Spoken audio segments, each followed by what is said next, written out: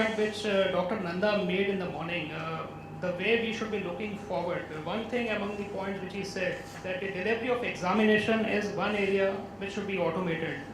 Moving to online examinations, hence bringing transparency and efficiency to the entire system.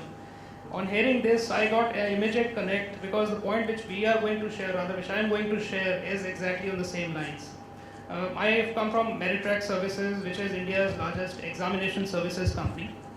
For the last 14 years, we have been working with more than 200 organizations for delivery of examinations. It could be recruitment examinations, it could be entrance examination by educational institutions. And what we have seen over the last 13-14 years is bringing technology to the fold and making the entire examination process transparent, efficient, and scalable model. I think one thing which very rightly mentioned in the e-governance initiatives, most of us we would have seen, let's say when the examination delivery started off, it has been ages. Typically we used to start with the manual applications, or the examination used to also happen with the OMR based technology. I mean, that's another innovation which will happen over there. But yes, with the e-governance or bringing information technology, rightfully said, online examinations or computer-based examinations, many organizations today have adopted that, which not only brings efficiency, transparency, it's very, very important factor. Now the next challenge or the next opportunity, what we talk about, when we talk of mobile governance, of course there are immense challenges. When we say challenges, obviously there are opportunities as well. Let me share some statistics with you first. A population of about 120 crores of the country. Today there are about 90 crores mobile users in the country. When we look out to the internet users or internet base in the country, it is about 22 to 23 crores as of now. The point which we are trying to make over here is, we have seen that a lot of acceptability, people are moving towards e-governance and let's say moving to internet for most of the services there. The huge gap which is there between 22 to 90 crores, that in itself is a big opportunity, wherein most of the services which have got delivered through internet can be scaled and be delivered through mobile phones.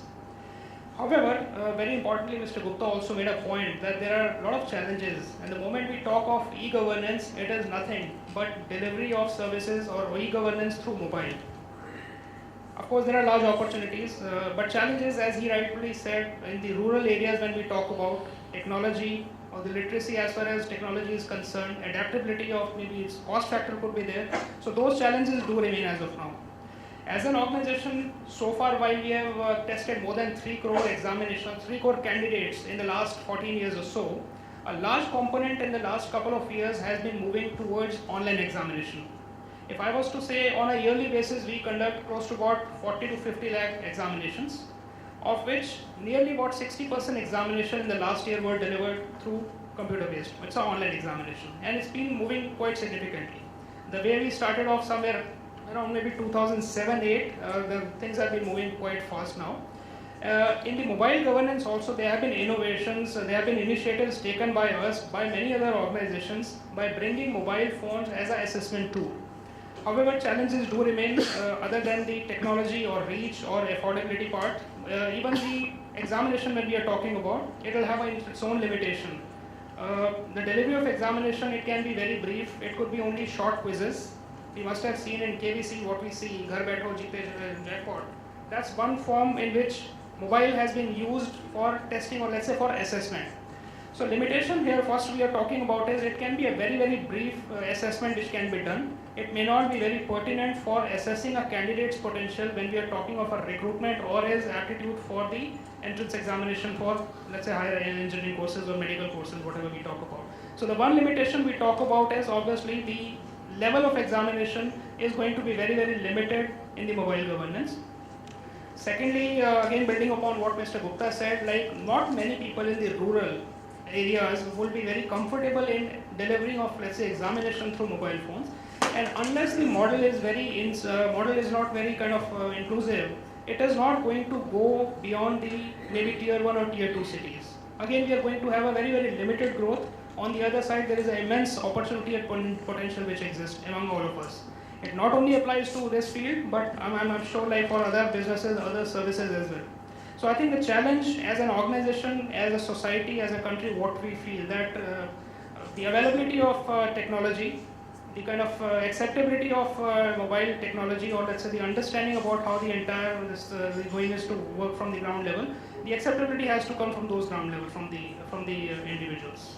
So I think that is something which would like to probably mention further. Diljit, just that I want to understand, Mr. Nanda also talked about the repository in the morning, Mr. Garden talked about. So, and when we talk about adopting examination in government, so how far we are, say, for that matter, say a civil services exams going online, or some other government services, and how then government of Gujarat can benefit from these exams getting online? Sure. As I said, there have been more than 200 organizations with whom we have been working, and out of these 200, safely about 70 to 80 departments are either belonging to public sector, state governments, central government, recruitment bodies, entrance examination bodies across the country.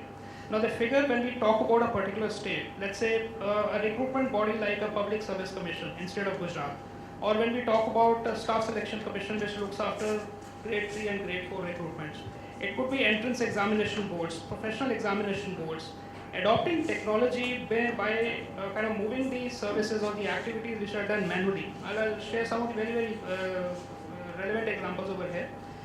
Many states or many boards, recruitment boards today, they still carry on with manual activities. In terms of applications by the candidates, they are manually written by them. Again, there are challenges in processing that.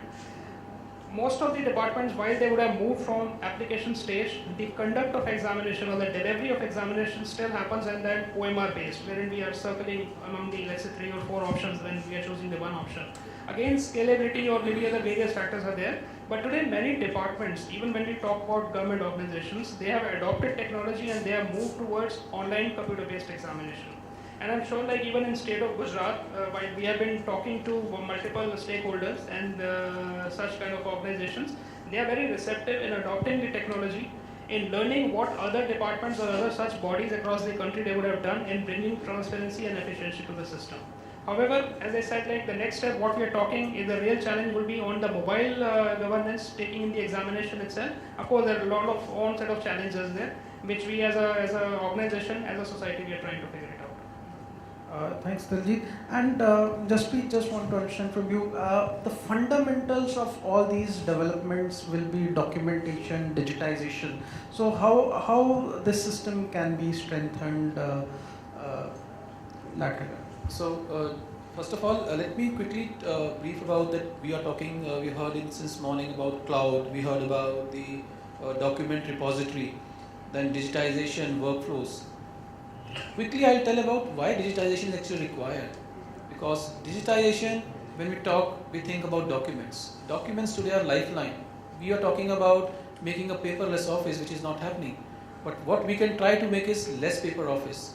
So, if I'd say there are 5 S of document digitization, which is very important. The first S is speed.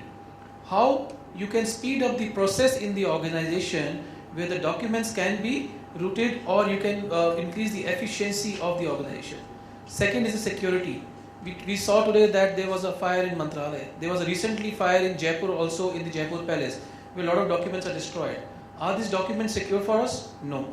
So there has to be a document backup, which is very important, which becomes the security of documents. Second, when we talk about security, these documents are lying here in office. How secure are they? Anybody can come and click one document.